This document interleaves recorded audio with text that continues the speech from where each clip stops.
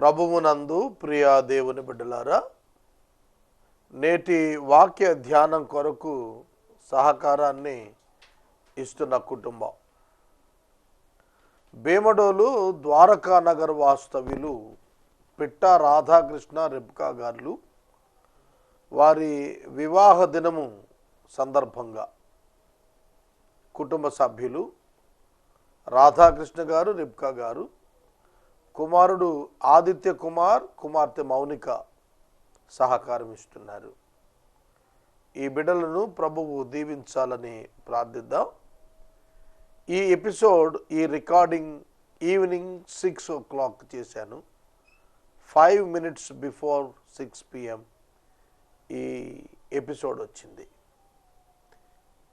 God is on his own job. దేవుడు ఆయన పని మీద ఉన్నారు. ఆయన పని ఆయన చేస్తున్నారు. మనం ఊరికే నిలిచి చూస్తున్నాం. రాధాకృష్ణ గారికి, రెబ్కా గారికి వివాహ దిన శుభాలు కలగాలని ప్రార్థిద్దాం. అలాగే బిడ్డలు ఆదిత్య, మౌనికాలను ప్రభు ఆశీర్వదించినట్లు ప్రార్థిద్దాం. మమ్మలను మిక్కిలిగా ప్రేమిస్తున్న మా ప్రియ తండ్రి, మీకు వందనాలు, స్తోత్రాలు. నేటి వాక్య ధ్యానం ద్వారా మాతో మాట్లాడమని ప్రార్థిస్తున్నాము. రాధాకృష్ణ గారు, రెబ్కా గారు వివాహంలో జతపడి వార్షికోత్సవం జరుపుచున్నారు. బిడ్డలను ఆశీర్వదించండి. వైవాహిక ఆనందము రెట్టింపు చేయండి. ఆదిత్య, మౌనికాలను ఆశీర్వదించండి. ఈ కుటుంబము కృతజ్ఞతతో యేసే పరిష్కారానికి పలుమార్లు సహాయం చేశారు. 100 రెట్లు ప్రతిఫలం అనుగ్రహించండి. నేటి వాక్య ధ్యానం మాకు దీవెనకరంగా, ఆలోచింపచేయునిదిగా దయచేయుమని మా రక్షకుడైన యేసు ప్రభువు ద్వారా ఈ మనవిని అడుగుచున్నాము తండ్రి. ఆమెన్. ప్రభువునందు ప్రియా దేవుని బిడ్డలారా, నేను శని ఆదివారాలు ఏసీటీ సిటీలో రాత్రి 9 గంటలకు వచ్చే తెలుగు సినిమాలో బైబిల్ను అనుసరించి మోక్ష మార్గ ఉపదేశం వినదలుచుకున్నవారు, స్వగృహంలో ఉచితంగా వినదలుచుకున్నవారు సంప్రదించండి అని ఒక అడ్వర్టైజ్మెంట్ ఇచ్చాను. 1000 రూపాయలు ఖర్చు పెట్టి. సుమారు 300 సార్లు ఆ యాడ్ వెళ్ళింది, ఆ స్క్రోల్ వెళ్ళింది. ఒక్క టెలిఫోన్ కూడా రాలేదు. నేను తెలుసుకోవటానికే ఇచ్చాను ఆ అడ్వర్టైజ్మెంట్. ఎంతమంది ఆసక్తితో ఉంటారు? How the world is today. ఎవరికైనా ఆధ్యాత్మికత మీద ఆశ ఉన్నదా అని తెలుసుకోవటానికి ఇచ్చిన అడ్వర్టైజ్మెంట్ అది. నేను మనవి చేస్తున్నాను, మరలా చెబుతున్నాను, అనుదినము ఒక క్రైస్తవేతర కుటుంబానికి యేసు ప్రభువుని గురించి చెప్పాలని ఆశిస్తున్నాను. Everyday at least 1 family. కాబట్టి మీకు తెలిసిన క్రైస్తవేతర కుటుంబాలు ఎవరైనా సువార్త వినాలి, బైబిల్ని అనుసరించి మోక్ష మార్గ ఉపదేశం తెలుసుకోవాలి అని అనుకుంటే వారిని యేసే పరిష్కారానికి గైడ్ చేయమని మనవి చేస్తున్నాను. దేవుని వాక్యంలోనికి వెళదాం. మార్కు సువార్త 1వ అధ్యాయము 14వ వచనము, 15వ వచనము, ఈ 2 కలిపి చదువుతాను, జాగ్రత్తగా వినండి. యోహాను చెరపట్టబడిన తరువాత యేసు, కాలము సంపూర్ణమై ఉన్నది, దేవుని రాజ్యము సమీపించి ఉన్నది, మారు మనసు పొంది సువార్త నమ్ముడి అని చెప్పుచు దేవుని సువార్త ప్రకటించుచు గలిలయకు వచ్చెను. ఈ 2 వచనాలు ఇంగ్లీష్లో కూడా చదువుతాను. Now after John was arrested, Jesus came into Galilee, proclaiming the gospel of God and saying, the time is fulfilled and the kingdom of God is at hand. Repent and believe in the gospel. Telugu బైబిల్లో రాసిన మాటలు English Bible ఇంకొంచెం బరువుగా అనిపించాయి నాకు. మరలా చదువుతాను. Now after John was arrested, యోహాను చెరపట్టబడిన తరువాత, Jesus came into Galilee, యేసు గలిలయకు వచ్చి proclaiming the gospel of God, దేవుని సువార్త ప్రకటిస్తూ చెప్పి ఉన్నాడు. And saying the time is fulfilled, కాలము సంపూర్ణమై ఉన్నది. ద టైమ్ ఈజ్ ఫుల్ఫిల్డ్, కాలము సంపూర్ణమై ఉన్నది. And the kingdom of God is at hand, దేవుని రాజ్యం సమీపించి ఉన్నది. Repent and believe in the gospel, మారు మనసు పొంది సువార్త నమ్మండని చెప్పుచు దేవుని సువార్త ప్రకటిస్తూ గలిలయకు వచ్చాను. ఎంత అర్థం ఉన్నదో ఇందులో. Jesus began his ministry of preaching. యేసుక్రీస్తు ప్రభువు తన వాక్య పరిచర్య ప్రారంభించాడు. ఎప్పుడు ప్రారంభించాడు? ఒక ట్రైన్ రావాలి అని అంటే సిగ్నల్ పడాలి. Then what was the signal here? ఏమిటి సిగ్నల్? ఏమిటి? The arrest of John the Baptist is the signal for Jesus to start his ministry, preaching ministry. వాక్య పరిచర్య, ప్రీచింగ్ మినిస్ట్రీ ఆయన ప్రారంభించటానికి ఒక సిగ్నల్, ఒక గుర్తు ఏమిటంటే యోహాను బాప్తిస్మం ఇచ్చు యోహాను అరెస్ట్ చేయబడ్డాడు. యోహాను అరెస్ట్ చేయబడినప్పుడు యేసుక్రీస్తు ప్రభు మాట్లాడుతున్న స్టేట్మెంట్స్ మనం ఒకసారి గమనించాలి. యోహాను చెరపట్టబడిన తరువాత యేసు గలిలయకు వచ్చేశాడు. కనుక మార్కు గలిలయలోని పరిచర్యను రాస్తున్నాడు. మార్క్, నేను చెప్పాను కదా మొదటే మీకు, మార్క్ రివ్యూ చేస్తున్నప్పుడు మనం గలిలయలోని ప్రారంభ పరిచర్య, గలిలయలోని తదుపరి పరిచర్య, గలిలయలోని ముగింపు పరిచర్య, ఈ 3 రకాల పరిచర్యలు కూడా యేసు గలిలయలో కొనసాగించాడు. Maximum writing of the ministry is from Galilee. గలిలయలో చేసిన సువార్తను గురించి ఎక్కువ రాశాడు మార్క్ గారు. జీసస్ క్రైస్ట్, యేసుక్రీస్తు గలిలయుడిగా పిలువబడ్డాడు. నజరేయుడిగా, గలిలయుడిగా ఆయన పిలువబడ్డాడు. ఆయన గలిలయకు వచ్చినప్పుడు ఏమని మాట్లాడుతున్నాడు? యోహాను చెరపట్టబడ్డాడు. John the Baptist was arrested. ఇమీడియట్గా యేసు ప్రభు గలిలయకు వచ్చి మాట్లాడిన మొదటి మాట ఏమిటంటే, కాలము సంపూర్ణమై ఉన్నది. కాలము సంపూర్ణమై ఉన్నది అనే పదం ఏమంటున్నాడు ప్రభు? The time is fulfilled. The time is fulfilled. సంపూర్ణమైపోయింది.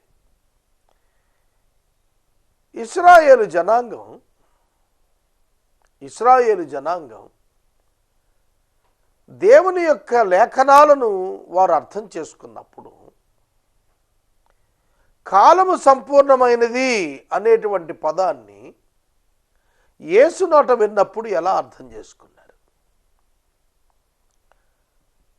యేసుక్రీస్తు ప్రభు యూదులకు రాజుగా ఆయన యెరూషలేముకు వచ్చాడు. ఆయన పుట్టినప్పుడు యూదుల రాజుగానే తూర్పు దేశపు జ్ఞానులు ప్రశ్నించి అడిగి తెలుసుకున్నారు. ఆయన చనిపోయేటప్పుడు కూడా యూదుల రాజుగానే విలాసంతోనే చనిపోయాడు. యూదుల మధ్యకు వచ్చాడు. మెస్సయ్య యూదుల మధ్య రాజుగా ప్రత్యక్షమైనప్పుడు సమస్తము యొక్క అంతాన్ని తీసుకొస్తాడు అనేటువంటి భావన వాళ్ళకు ఉంది యూదులకు. అయితే మార్కు సువార్తికుడు మార్కు సువార్తను అన్యుల కోసం రాస్తున్నాడు. కాలము సంపూర్ణమైనది, కాలము సంపూర్ణమైనది. ఏమిటి కాలము సంపూర్ణమైనది? దేవుని రాజ్యం సమీపించింది కనుక 70 వారాల చెర మనం చూస్తున్నప్పుడు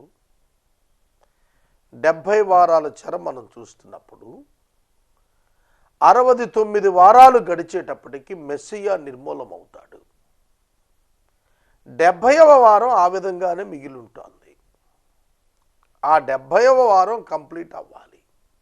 అది యూదుల టైం టేబుల్. 69 వారాలు సంపూర్ణమైనప్పుడు జరిగే ఒక మహాకార్యక్రమం ఏమిటంటే, రోమన్స్కు రాస్తున్నాడు కదా మార్క్, మారు మనసు పొంది సువార్త నమ్మండి అని ప్రారంభించాడు యేసు ప్రభు. అది రాస్తున్నాడు మార్క్ రాస్తున్నాడు. కనుక 69వ వారం సంపూర్ణమైపోతోంది. The time is fulfilled. 70th week ప్రారంభం కావాలి అనంటే యాంటై క్రైస్ట్ పరిపాలనలో అది ప్రారంభమవుతుంది. ఈ రెండింటి మధ్య సంఘము రావలసి ఉన్నది. సంఘము రావలసి ఉన్నది. అది ఎరిగిన వాడుగా యేసుక్రీస్తు ప్రభు కాలం సంపూర్ణమైంది. అలాగే గలతీ పత్రిక 4వ అధ్యాయంలో కాలము పరిపూర్ణమైపోయినప్పుడు దేవుడు తన కుమారుని పంపించాడు. ఆయన నరావతారికి వచ్చాడని రాశాడు. యూదులు కాలములు సమయములను గుర్తెరిగి నడుచుకుంటున్నారు. అటువంటిప్పుడు వారు గ్రహించాల్సి ఉంది కాలం సంపూర్ణమవుతుంది అని. యేసుక్రీస్తు ప్రభు చాలా పర్టిక్యులర్గా తన మినిస్ట్రీ అంతా కూడాను టైం బౌండెడ్గా ఇన్సిడెంట్స్ అన్నీ కూడా దైవ ప్రణాళిక చొప్పున జరుగుతూ వచ్చినట్లుగా ఎక్స్ప్లెయిన్ చేస్తూ వచ్చాడు. అందుకే ఆయన యెరూషలేముకు చివరిగా వెళ్ళినప్పుడు, యెరూషలేమా యెరూషలేమా ఈ దినమందైనా అంటే 69th వీక్ ఎండింగ్కి వచ్చినప్పుడు, ఈ దినమందైనా సమాధాన సంబంధమైన విషయములను నీవు తెలుసుకుని ఎడల నీకు ఎంత మేలు. నేను నిన్ను రెక్కలతో కోడి కప్పినట్టుగా తన పిల్లలను నిన్ను కప్పుతూ వచ్చాను, నువ్వు నా మాట వినలేదు. కనుక యెరూషలేమును గురించి యేసు దుఃఖించి చెప్పిన మాట మాట్లాడేప్పటికీ ఆ 69th వీక్ కంప్లీట్ అయిపోయింది. కాబట్టి 69th వీక్లో ఎండింగ్లో యేసు తన పరిచర్య ప్రారంభించాడు. యేసయ్య పరిచర్య 3.5 years పండగల ఆధారంగా. ఆ లాస్ట్ 3 yearsలో ఆయన ministry at the age of 30 ఏళ్ల వయసులో యోహాను అరెస్ట్ అయ్యాడు. ఇంకా అతను బయటకు రాడు. God knows that, Jesus knows that. యేసుకు తెలుసు కనుక యోహాను అరెస్ట్ అయ్యాడు. అక్కడ వాక్య ప్రకటన ఆగింది. యేసు ప్రకటన మొదలుపెట్టాడు. గ్రహించారా? యోహాను ప్రకటన ఆగిపోతుంది. ఎందుకంటే అరెస్ట్ అయ్యాడు, ఇక ప్రకటనకు సాధ్యం లేదు. అక్కడ యేసు ప్రభు ఆ పరిచర్య కొనసాగిస్తున్నాడు. వాక్య పరిచర్య కొనసాగిస్తున్నాడు. ప్రజలను హెచ్చరిక చేయటం కొనసాగిస్తున్నాడు. కనుక దేవుని రాజ్యము సమీపించింది. దేవుని రాజ్యము సమీపించింది. The kingdom of God is at hand. Kingdom of God అంటే ఏమిటి? దేవుని రాజ్యము అనేటువంటి పదం పలు విధాలుగా దేవుని రాజ్యము అనే పదం, పరలోక రాజ్యము, నాట్ ఆన్ ద ఎర్త్, పరలోకంలో ఉన్నటువంటి రాజ్యము, దేవుడి నివాసం ఉంటున్న స్థలం, దేవదూతలు ఉన్న చోట పరలోక రాజ్యము. మనం కూడా పరలోకమందున్న మా తండ్రి అని పిలుస్తున్నాం కదా. మరి దేవుని రాజ్యం సమీపించింది అన్నాడు. దేవుని రాజ్యం అంటే ఏమిటి? దేవుని యొక్క రాజ్యం కనుక రాజ్యము క్రీస్తుదాయను అన్నాడు ప్రకటనలో. కనుక రాజ్యము యేసుక్రీస్తు వారు 1000 ఏళ్ల పరిపాలనకు వచ్చినప్పుడు ఉన్న రాజ్యం క్రీస్తు యొక్క రాజ్యం అది. మరి దేవుని రాజ్యం అంటే సమీపించింది. It is at the hand. It's at the hand. సమీపించింది. కనుక విశ్వాసులను, సంఘమును దేవుడు ఒక ప్రత్యేకమైన రాజ్యముగా చేసుకున్నాడు. మనకు స్టేట్, రాజ్యము అనేటువంటి పదం డిక్షనరీలో మీరు చదివితే అది భౌతికపరమైనటువంటి స్థలం కాదు. It is nothing but the people, ప్రజలు. నేను ఈ మధ్యన ఇండియన్ కాన్స్టిట్యూషన్ తెలుగు వర్షన్ బాగా చదువుతున్నాను. దానిలో రాజ్యం గురించి ఇచ్చినప్పుడు రాజ్యము అన్నప్పుడు ప్రజలే, పీపుల్. కనుక దేవుని రాజ్యం సమీపించింది అన్నప్పుడు ఏమిటి?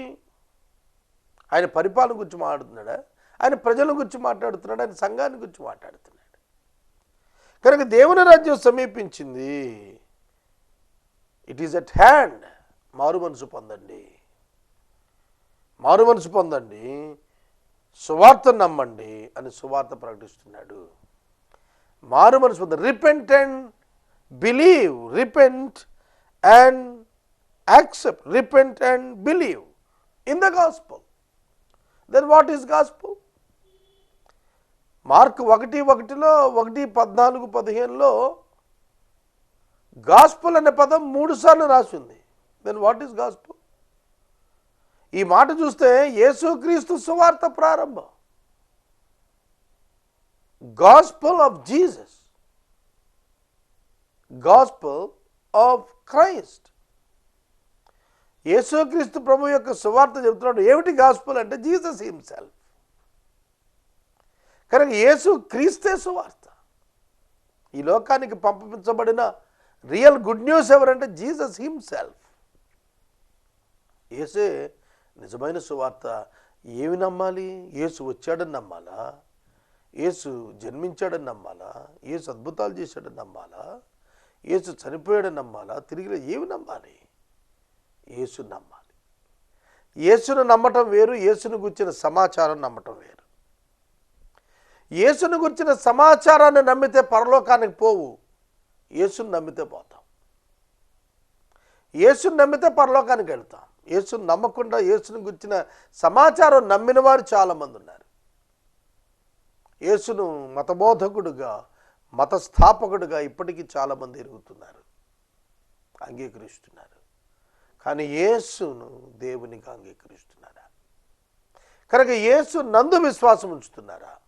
కనుక సువార్తను నమ్ముటనుగా యేసును నమ్ముట. యేసును ఏమని నమ్ముట? యేసు దేవుడని నమ్ముట. That is accepting the gospel. సువార్తను ఒప్పుకోవటం అంటే అదండి. కనుక repent and believe in Jesus.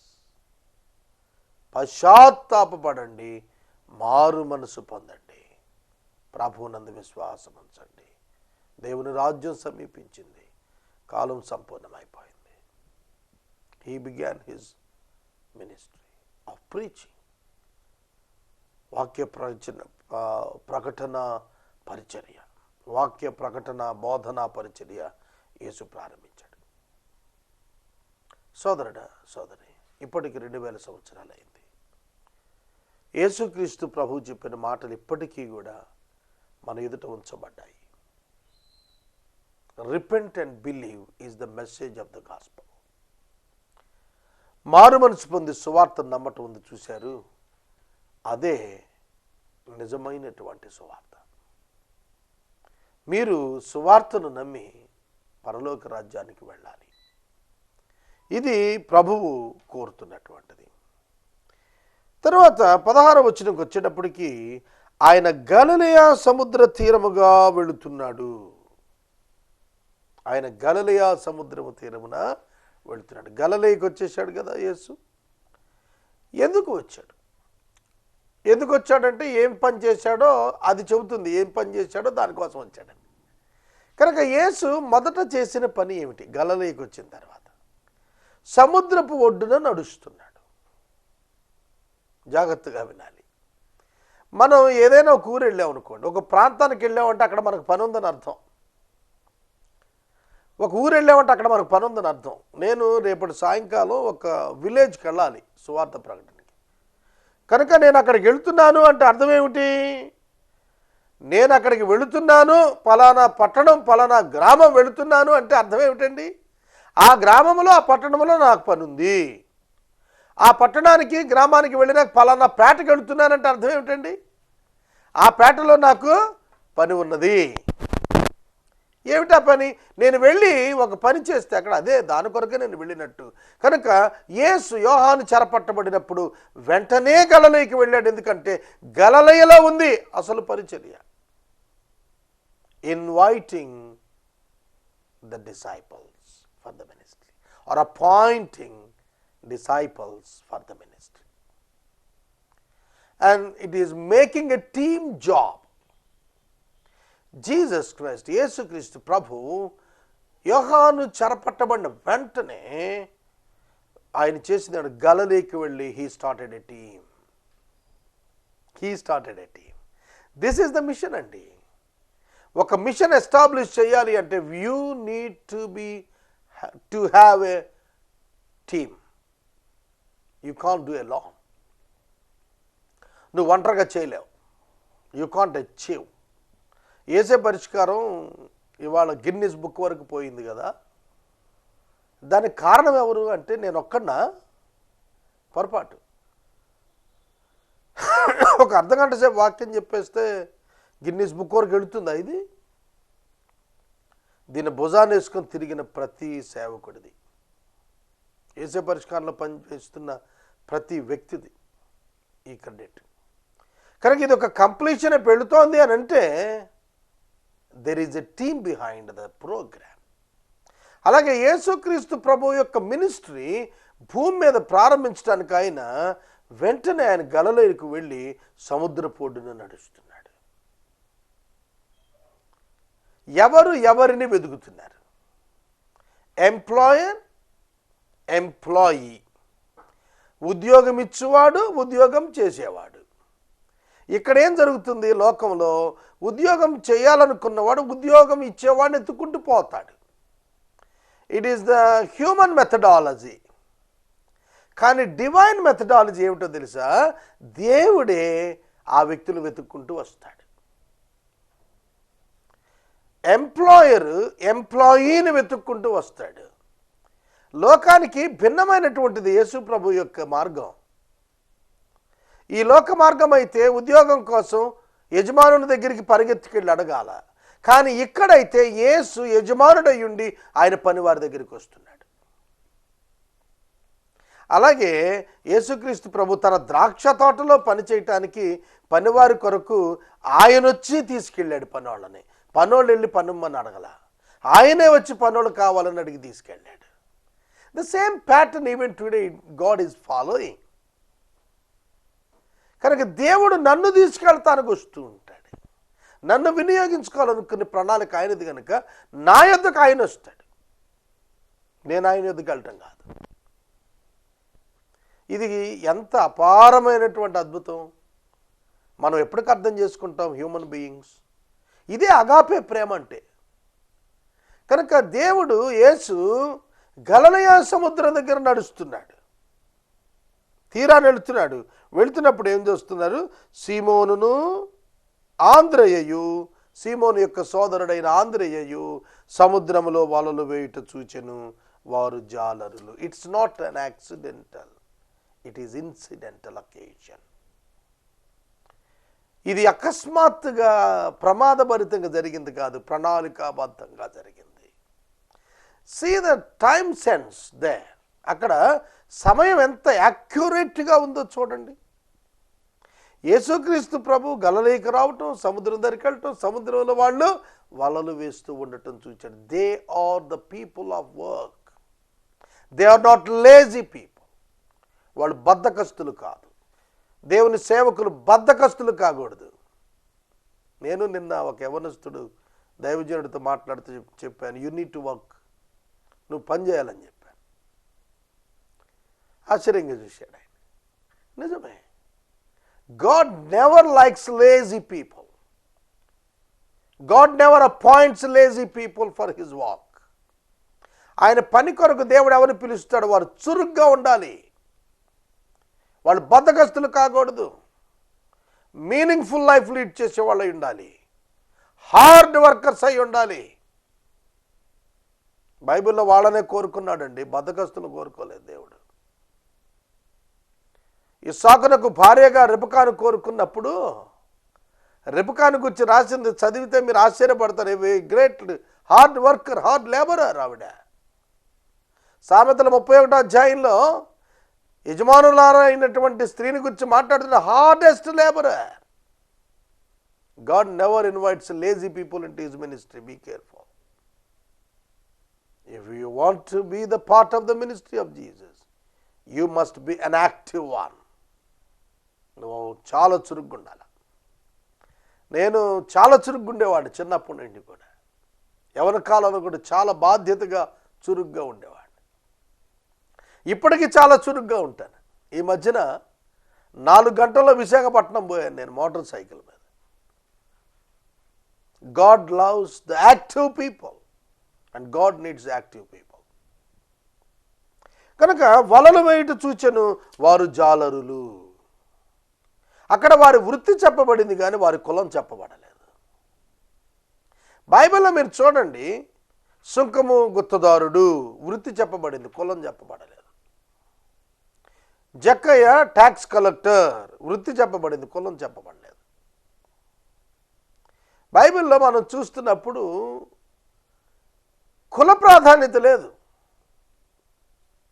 ఎన్నడూ కూడా మనం మర్చిపోకూడదు. ఇవాళ మనం ఎక్కడ చూసినా కూడా ఇదే జాడ్యంగా అనిపిస్తుంది. వారు జాలరులు, వారు ఒక వృత్తికి చెందినవారు, వారు జాలరులు. అయితే ఏమి, యేసు వారిని పిలుస్తున్నాడు, నా వెంబడి రండి. రేపటి దినం నేను చెబుతాను, చాలా ఎక్సలెంట్ టాపిక్ ఇది, calling of Jesus of disciples. ఈరోజు కూడా పిలుస్తున్నాడండి. ఆ రోజే కాదు, everyday God is calling people to minister him, to serve him, to proclaim the gospel for him, to lead the people towards him. ప్రజలు తన వైపు నడిపించడానికి పిలుస్తున్నాడు. నేను మనవి చేస్తున్నాను, యోహాను అరెస్ట్ అయ్యాడు, యేసు ప్రారంభించాడు. యేసు ఒక్కడే కాదు, తన టీం వర్క్ స్టార్ట్ చేస్తున్నాడు. రేపటి దినం మిగిలిన వాక్యం మనం ధ్యానం చేద్దాం. నేటి వాక్య ఉపదేశానికి సహకారం ఇచ్చిన కుటుంబం భీమడోలు వాస్తవ్యులు. ఈ దిన వివాహ దినము జరుపుకున్న ప్రియ కుటుంబము పిట్ట రాధాకృష్ణ రిబ్కా దంపతులు మరియు వారి బిడ్డలు ఆదిత్య కుమార్ మౌనిక సహకరించారు. దేవుడి కుటుంబాన్ని దీవించును గాక. ప్రార్థిద్దాము. ప్రార్థన. మమ్మల్ని మిక్కిలుగా ప్రేమిస్తున్న మా ప్రియ తండ్రి, మీకు వందనాలు, స్తోత్రాలు. వాక్యము విన్న బిడ్డలను దీవించండి. రాధాకృష్ణ దంపతులను ఆశీర్వదించండి. రిబ్కా గారిని, ఆదిత్య మౌనికాలను ఆశీర్వదించండి. రేపటి నుండి ఎపిసోడ్ సహకారులు లేరు ప్రభు, సహాయం చేయండి. ఘనత, మహిమ, ప్రభావాలు మీరు పొందండి. మీ చేతికి మమ్మల్ని సమర్పిస్తున్నాము, సహాయం చేయండి. ఒక్కొక్క దినము ఒక్కొక్క క్రైస్తవేతర కుటుంబానికి వాక్యం చెప్పాలని, సువార్త అందించాలని ఆశిస్తున్నాను. మీ చిత్తమైతే మార్గాలు తెరవండి. రక్షకుడైన యేసు నామమున స్తుతిస్తున్నాను తండ్రి, ఆమేన్. తండ్రి అయిన దేవుని ప్రేమ, కుమారుడిని యేసయ్య కృప, పరిశుద్ధాత్మని యొక్క అన్యోన్య సహవాసం సదాకాలం మనందరికి తోడైనగాక. ఆమేన్.